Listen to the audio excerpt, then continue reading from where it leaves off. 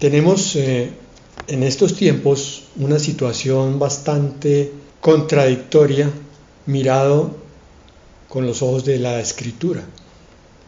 Cuando leemos la palabra de Dios en profundidad, con juicio, descubrimos que son muchas las promesas y muchas las alusiones que hace la palabra al poder y a la transformación que le da al creyente en Dios.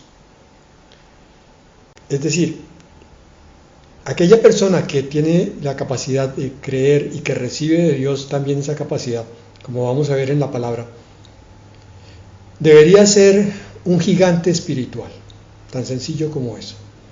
Debería ser una persona completamente renovada, una persona transformada y una persona que estuviera dando testimonio, lo cual quiere decir que dejaría con la boca abierta a muchos de los que se acercan a él o a ella, si realmente estuviera ocurriendo todo lo que dice la palabra de Dios en esa nueva criatura.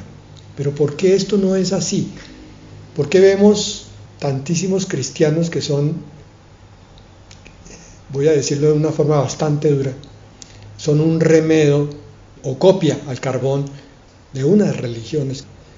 Son personas que no se les ve que estén siendo impactadas, tocadas, transformadas por un Dios que hizo los cielos y la tierra. Lo que ocurre es que el proceso de creer es sencillo, pero a veces nos damos muchas disculpas en forma racional e irracional. El proceso de creer es simplemente yo tomo mi decisión de confiar en algo que me parece que es la respuesta para mi vida, y cuando tomo esa decisión, cuando me acerco al Salvador, el Espíritu viene con todo lo que necesito para llenarme de esa fe y seguir creyendo cada vez más en eso. Voy a apoyarme en este concepto en dos versículos. El primero está en Mateo 17, versículos 19 al 20. Capítulo 17, versículo 19. Aquí los discípulos intentaron liberar a un poseído por Satanás, entonces no pudieron. Y dice el versículo 19, viniendo entonces los discípulos a Jesús aparte, dijeron, ¿por qué nosotros no pudimos echarlo fuera? Jesús les dijo, por vuestra poca fe, porque de cierto os digo, que si tuviereis fe como un grano de mostaza, diréis a este monte, pásate de aquí allá, y se pasará, y nada os será imposible. Este versículo es una promesa basada, fundamentada en la fe. Aquí vamos a ver que se necesitan dos protagonistas para que se diera un milagro como el de una liberación de un endemoniado o el de pasar un monte de un lado para el otro. Aquí la figura es un poco espiritual, no es literal, en el sentido de que yo pueda decirle a cualquier monte que se me atraviese. El monte en la Biblia es la figura de las dificultades a las cuales se enfrenta el cristiano. Vamos a ponerlo en palabras un poco más actuales. Si el verdadero creyente se enfrenta a una montaña de dificultades y tuviera la fe suficiente, le diría a esa montaña, quítate, y las dificultades se pasarían para otra parte, con la condición de que tuviera fe como un grano de mostaza. Y el grano de mostaza es una de las semillas más pequeñas de toda la biología. Eso nos lo han predicado por todas las iglesias que hemos pasado. La comparación de la semilla de mostaza, lo cual quiere decir que el Señor está hablando de que con una ínfima porción de fe que tengamos con sinceridad, podemos empezar a hacer testimonio de muchas cosas sobrenaturales para nuestra vida y para la de los demás. Pero no nos podemos quedar aquí solamente con esto, porque de ahí es donde salen las falsas doctrinas. Un predicador que se para y coge un versículo solamente y sobre ese sustenta toda una enseñanza, una doctrina para la iglesia. Hay que leer todo lo que la palabra dice sobre ese tema y comprender perfectamente cuál es la verdad. Entonces, aquí tenemos la primera mitad de la verdad. La fe en tu vida, hermano, depende de que tú lo decidas, primero. Y segundo, depende de lo siguiente, está en Hebreos 12:2. Puestos los ojos en Jesús, el autor y consumador de la fe, el cual por el gozo puesto delante de él sufrió la cruz, menospreciando el oprobio, y se sentó a la diestra del trono de Dios. Este versículo nos habla del ministerio, de la misión que tenía el Señor Jesucristo muriendo en la cruz para irse a sentar luego al trono, pero entre comas nos muestra una revelación del tema que estamos viendo en este instante, la fe. Entonces, lo primero que yo tengo que tener es fe como un grano de mostaza. Con esa fe me alcanza para arrancar, pero el autor y consumador de la fe, es decir, el que la inicia y el que la perfecciona en mí es Jesucristo. Por tanto, la verdad completa es la siguiente: yo tomo mi decisión de confiar, según Mateo 17, 19 y 20, y entonces el Espíritu Santo viene, o el Espíritu de Cristo viene con todo lo que necesito, según Hebreos 12:2, donde se nos dice que el autor y consumador de la fe va a trabajar sobre esa fe como grano de mostaza. Se necesita tener una intención sincera de creer, querer creer en las cosas que Dios nos dice. Estos dos versículos nos explican la tragedia de aquellos que no creen, que no quieren creer. Estamos hablando primeramente de los inconversos, de aquellos que toman la Biblia y no la aceptan como la autoridad celestial, la autoridad de parte de Dios. Nunca van a creer en la Biblia, por tanto nunca van a creer en el Dios de la Biblia y en Jesucristo como Salvador. Van a creer en esas figuras de Dios y de Cristo, pero de una forma religiosa, una forma tradicional. Esa era la introducción, porque nuestro tema es específicamente las consecuencias de la ceguera espiritual, o las cosas que nos mantienen atados para que esa fe no se desarrolle. Porque hay un principio que fue establecido por Dios, que está en el capítulo 1 del Evangelio de Juan. Dice en el versículo 9, Juan 1:9, aquella luz verdadera que alumbra a todo hombre venía a este mundo. Es decir, el Señor estableció desde el principio que si alguien quería amar, comprender y seguir la verdad, iba a tener que necesariamente mirar al autor y consumador de la fe, que es la misma luz del mundo, Cristo. Yo me puedo aproximar a Cristo y a Dios de una forma intelectual, o racional, o filosófica, o simplemente porque así me lo enseñaron mis padres, mis abuelos. Nací en una familia creyente y punto. Pero no logro entender el poder de Cristo en la vida de un creyente sincero, ni aún cuando leyendo el libro de Hechos de los Apóstoles veo que los primeros cristianos eran totalmente diferentes de lo que somos nosotros hoy en día. Miren, hermanos, a los creyentes apostólicos, así se llaman, o primitivos, les ocurrían continuamente cosas sobrenaturales. Ellos eran luz y testimonio de otros muchos. Personas que no están nombradas en la Escritura de Dios fueron el inicio de congregaciones familiares y después mucho más grandes. De tal manera que el Evangelio creció de una forma explosiva en los primeros 300 años de vida. El uno le hablaba al otro y ese otro que no había oído creía y empezaba a ver entonces el milagro de la transformación en su vida. ¿Por qué eso no pasa hoy? ¿Por qué tenemos tanta dificultad para compartir el Evangelio? ¿Por qué le vamos a hablar a alguien de Cristo? Inmediatamente se nos sonríe en forma irónica, o nos voltea la espalda y se va, o nos oye cordialmente, pero como si estuviera con los oídos completamente cerrados. ¿Por qué pasa eso? Vamos a ver, es lo que vamos a analizar. Es el primer punto de los inconversos, pero el segundo punto es porque cristianos hay que teniendo el poder del Señor morando en su corazón, que es lo que siguen viviendo como si solamente tuvieran una tradición o una religión. No logran despegarse del suelo, no logran vivir una vida sobrenatural y milagrosa. Es que hay una ceguera espiritual porque no se toma la luz verdadera de la que nos habla Juan 1:9.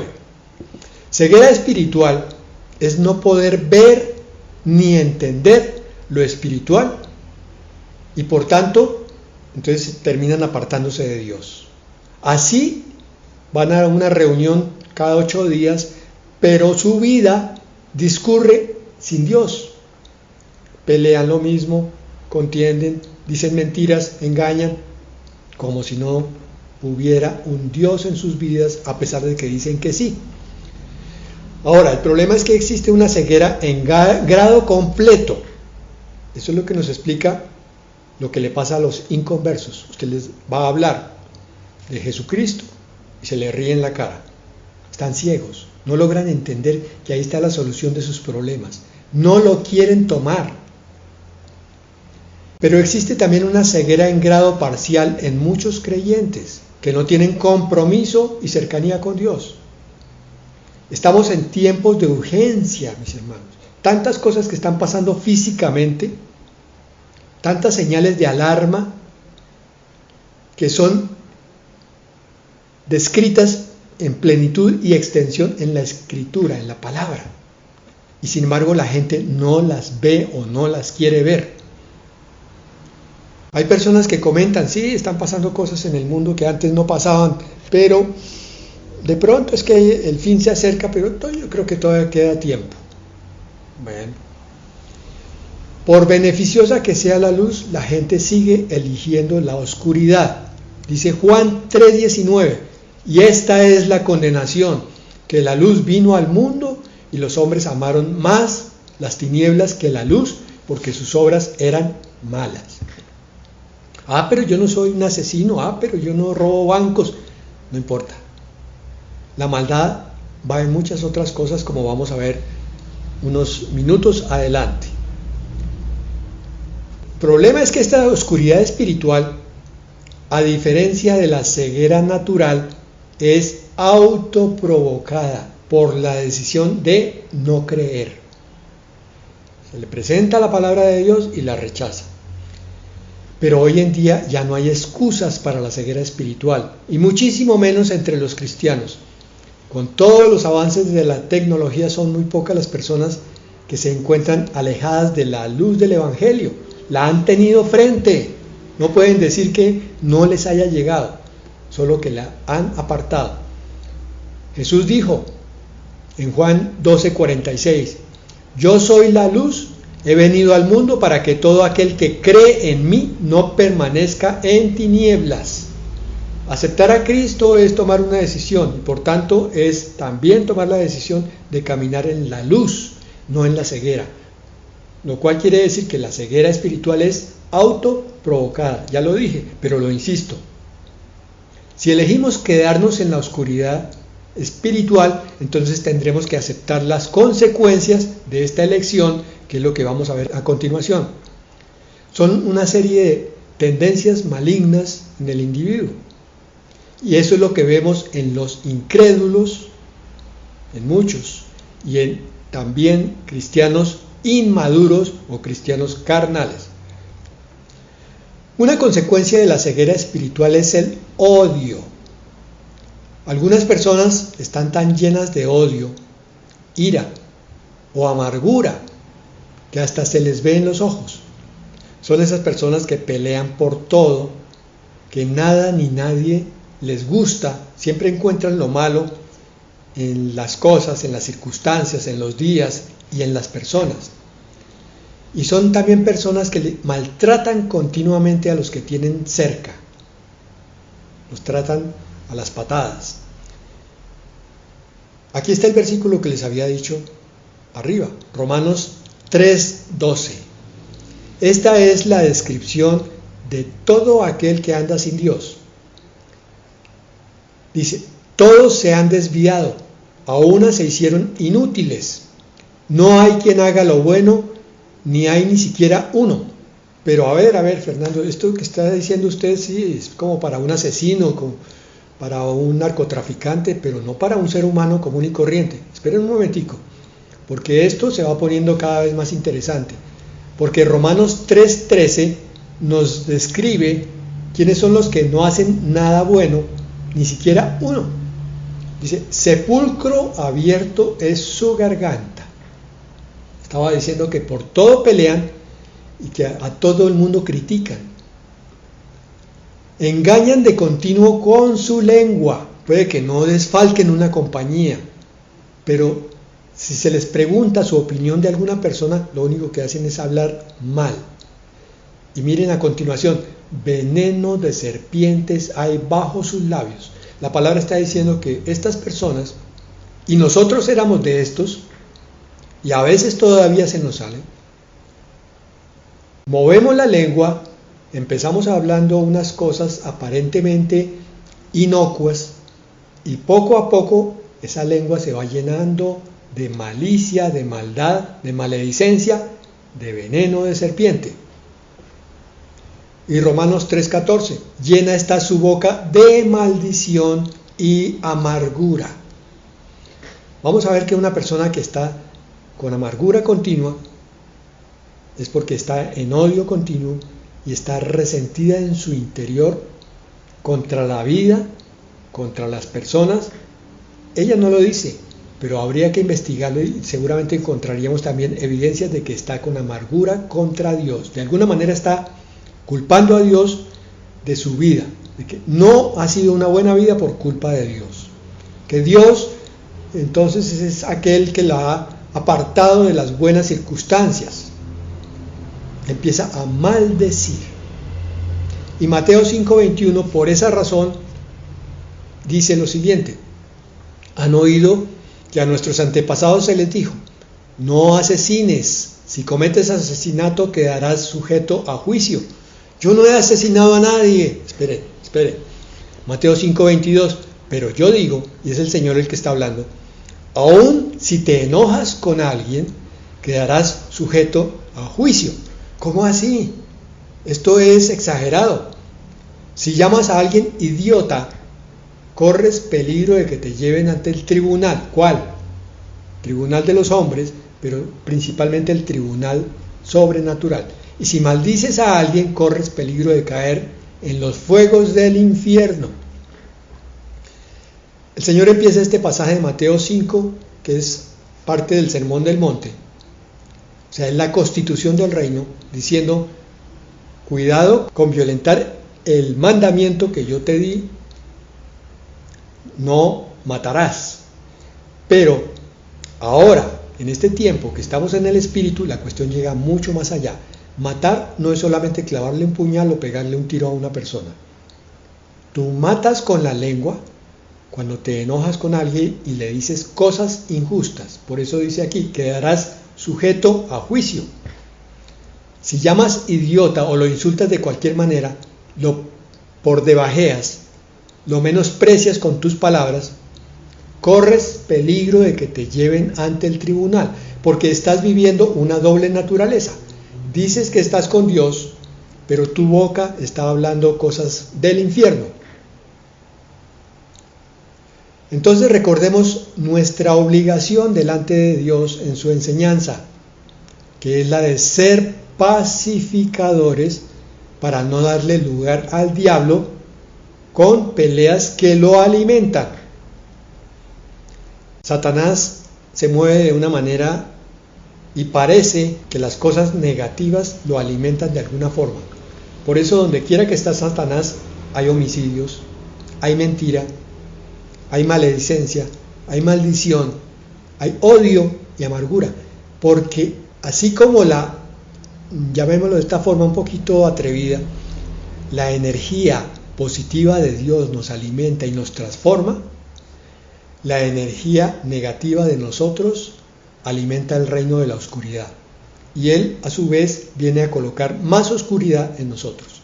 Entonces, cuando caemos en cosas que aparentemente no consideramos pecado, como esto, hablar mal de alguien, estamos creando oscuridad alrededor de nosotros, en vez de ser mensajeros de bendición.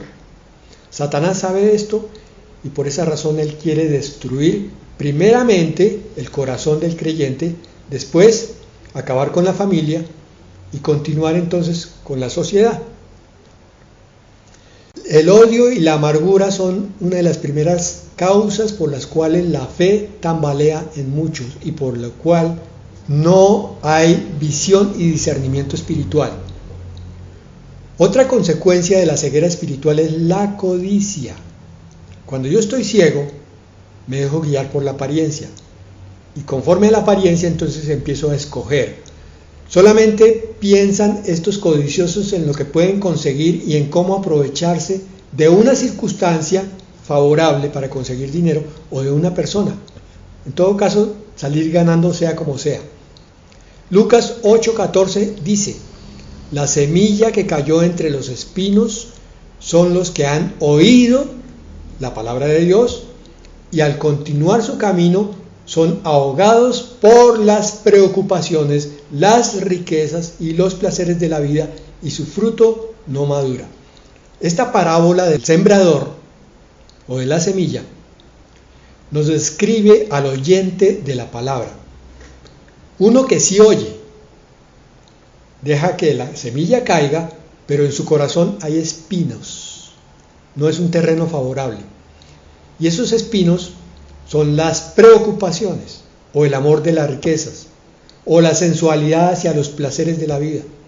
Y termina diciendo 8:14 de Lucas que el fruto no madura. No se ve fruto en estos creyentes. No hay amor, no hay gozo, no hay paz, no hay paciencia. Porque están aferrados al Dios de este mundo y al Dios Mamón, así se llama, que es el Dios de las riquezas, un demonio de riquezas. La codicia es idolatría a lo material y la codicia también es parte de la egolatría que desplaza a Dios. El que quiere tener más, el que quiere acaparar, es porque está con un ego hipertrofiado. Por tanto, ha desplazado a Dios del centro de su vida. Y hay ceguera. Así que cuídate, hermano, de cómo enfocas la consecución de tu sustento y de las cosas materiales.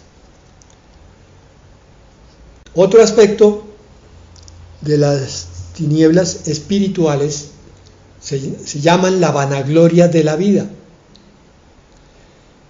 A ver, vamos a tratar de entender esto. Es sorprendente las cosas de las que se enorgullecen las personas hoy. En la mayoría de los casos se trata de cosas superficiales o éxitos momentáneos y honores que carecen de importancia. Por ejemplo, hoy las personas se enorgullecen de ganar un partido de fútbol. ¿Vieron imágenes del festejo que se hizo en Argentina por la Copa Mundo? Es impresionante. En cambio, hablar de las cosas de Dios nunca logra congregar tanta gente como esto. Ahí hay un espíritu de idolatría al fútbol. O hay idolatría a obtener otros éxitos que no cambian la vida en ningún sentido. ¿De qué sirve que los hombres nos elogien si Dios no nos está tomando en cuenta? En cambio, si yo estoy en el corazón de Dios, no importa que los hombres estén contra mí. ¿De qué nos sirve que los hombres nos aprecien, nos apoyen y nos elogien si estamos mal ante Dios? Filipenses 2:3 dice: no hagan nada por egoísmo o por vanagloria, sino que con actitud humilde cada uno de ustedes considere al otro como más importante que a sí mismo. La vanagloria es todo lo contrario de la humildad, según Filipenses 2:3. Tenemos que mirar a los demás con humildad. Y la vanagloria hay que sacarla. Tenemos que examinar a qué le estamos dando nosotros valor. para ver qué es lo que estamos buscando, si son las cosas de Dios o son las cosas del mundo. Salmos 49:10, porque Él ve que aún los sabios mueren, el torpe y el necio perecen de igual manera y dejan sus riquezas a otros. Nada de esta tierra nos vamos a llevar. Entonces, ¿por qué tanto afán por la gloria de este mundo? Versículo 11, su íntimo pensamiento es que sus casas serán eternas y sus moradas por todas las generaciones. A sus tierras han dado sus nombres. Esta es la vanagloria descrita. ¿Qué casa tengo para poderla mostrar? ¿Qué familia tengo porque van a ser mis herederos? Y mis tierras, ¿a quién se las voy a dejar? Muchas veces, tanto trabajar es para otros extraños. Ni siquiera la familia puede disfrutar lo que se supone que fue la primera prioridad de un trabajador esforzado, de las cosas terrenales. Por eso la palabra nos dice que trabajemos por las cosas que son del cielo, no por las de la tierra que perecen. Y el versículo 12 de Salmos 49 dice, pero el hombre en su vanagloria no permanecerá, es como las bestias que perecen. O sea, ¿de qué nos sirve la vanagloria si vamos a morir? Es otra forma de egolatría o idolatría al yo. Es decir, entendamos esto, es mi ego sentado en el trono de Dios y yo he sacado a Dios de ahí. Es así de terrible, es tan grave que uno dice, estos pecados no son de confesar, porque es que, sí, a veces me da un poco de vanidad. No, hermanos, es que cuando hay esto en la raíz del corazón, hay cosas que hay que examinar muy cuidadosamente, porque estamos colocando a Dios en un sitio diferente al del primer lugar. Estamos enumerando entonces las dificultades que está teniendo, primero el mundo, por esa razón está como está, y segundo la iglesia de Cristo, la iglesia inmadura. La lascivia de la vista es otra calamidad de la ceguera espiritual.